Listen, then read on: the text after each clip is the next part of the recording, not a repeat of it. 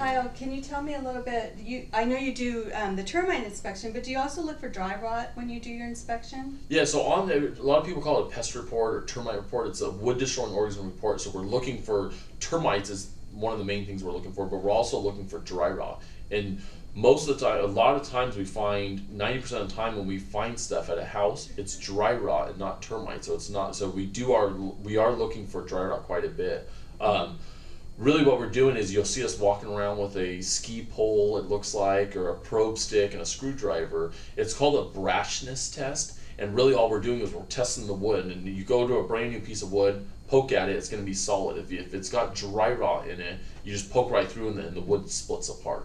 So it really shouldn't be called a termite inspection, which a lot of us say. It really should be called a wood destroying organism inspection. That's what we're So we're not just looking for bugs, we're looking for other things too. Yes. Yeah. So if I have an older home, is it more possible to have the dry rot in older homes? Yeah, dry rot, I don't necessarily mean that it doesn't need to be a real older home. It's usually, it takes for dry rot to start occurring, and it depends on the conditions, but 4, 5, 6, 7 years is a general rule of thumb. If I go to a 2-year-old house, even if it's got kind of like some weather exposure and stuff, it's usually, I'm not going to see dry rot in the wood on a 2-year-old house. Mm-hmm.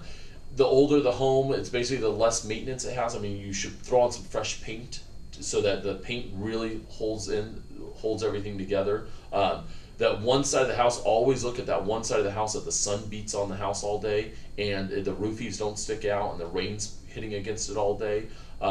That's always the first spot I'm going to look for dry rot.